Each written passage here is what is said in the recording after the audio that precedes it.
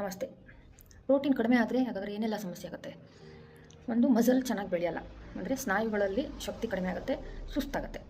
ಮತ್ತು ಇನ್ನೊಂದು ತಲೆ ಕೂದಲು ಚೆನ್ನಾಗಿ ಬೆಳೆಯಲ್ಲ, ತುಂಡಾಗುತ್ತೆ, ಉದುರುತ್ತೆ, ಮತ್ತು ಬಿಳೆ ಕೂದಲು ಸಮಸ್ಯೆಗಳು ಕೂಡ ಕಾಣಿಸ್ಕೊಳ್ಳುತ್ತೆ. ಮತ್ತು ಇನ್ನೊಂದು ಗಾಯ ಆದರೆ ಒಣಗೋದೇ ಇಲ್ಲ. ನೀವು ಅಬ್ಸರ್ವ್ ಮಾಡಿರ್ಬೋದು, ಈ ಕ್ಯಾನ್ಸರ್ ಎಲ್ಲ ಆಗಿರುತ್ತಲ್ವ, ಬೇಗ ಬೇಗ ಅವ್ರಿಗೆ ರಿಕವರಿ ಆಗಲ್ಲ ಅವರಿಗೆ. ಮತ್ತು ತಲೆ ಕೂದಲು ನೀವು ಅಬ್ಸರ್ವ್ ಮಾಡಿರ್ತೀರಿ, ತುಂಬ ಉದುರೋಗಿರುತ್ತೆ. ಇದು ಪ್ರೋಟೀನ್ ಅವ್ರ ಶರೀರದಲ್ಲಿ ಇಲ್ಲ ಅಂತ ಅರ್ಥ. ಸೊ ಅದೊಂದು. ಮತ್ತು ಇನ್ನೊಂದು ರೋಗ ನಿರೋಧಕ ಶಕ್ತಿ ಅನ್ನೋದು ತುಂಬ ಕಡಿಮೆ ಆಗಿಬಿಡುತ್ತೆ. ಇದರಿಂದ ನಿಮಗೆ ಬೇಗ ಬೇಗ ಹೊರಗಿಂದ ಏನು ವೈರಸ್ಸು, ಬ್ಯಾಕ್ಟೀರಿಯಾ ಎಲ್ಲ ಅಟ್ಯಾಕ್ ಆಗುತ್ತೆ. ಈ ಶೀತ, ನೆಗಡಿ, ಕೆಮ್ಮು, ಜ್ವರ ಇದು ನಿಮಗೆ ಬೇಗ ಬೇಗ ಬರುತ್ತೆ. ಮತ್ತು ಚರ್ಮ ಒಣಗೋಕ್ಕೆ ಶುರುವಾಗುತ್ತೆ, ಒಡೆಯೋಕ್ಕೆ ಶುರುವಾಗುತ್ತೆ. ನಮ್ಮ ದೇಹದ ಲಾರ್ಜೆಸ್ಟ್ ಅಂಗ ಚರ್ಮ, ಅದರದ್ದು ಆರೋಗ್ಯ ಕೆಡುತ್ತೆ. ಮತ್ತು ಹಸಿವೆ, ನಿಮಗೆ ಹಸಿವೆ ಕಂಟ್ರೋಲ್ ಮಾಡೋಕ್ಕಾಗಲ್ಲ, ತುಂಬ ಜಾಸ್ತಿ ಊಟ ಮಾಡ್ತೀರಿ. ಮತ್ತು ತೂಕ ಬೇಗ ಜಾಸ್ತಿನೂ ಆಗುತ್ತೆ. ಮತ್ತು ತೂಕ ಕಮ್ಮಿ ಆಗಬೇಕು ಅಂತಂದರೆ, ನಿಮ್ಮ ದೇಹದಲ್ಲಿರೋ ಕೊಬ್ಬಿನ ಪ್ರಮಾಣ ಕಡಿಮೆ ಆಗಬೇಕು ಅಂದರೆ ಪ್ರೋಟೀನ್ ಅವಶ್ಯಕವಾಗಿ ಬೇಕೇ ಬೇಕು.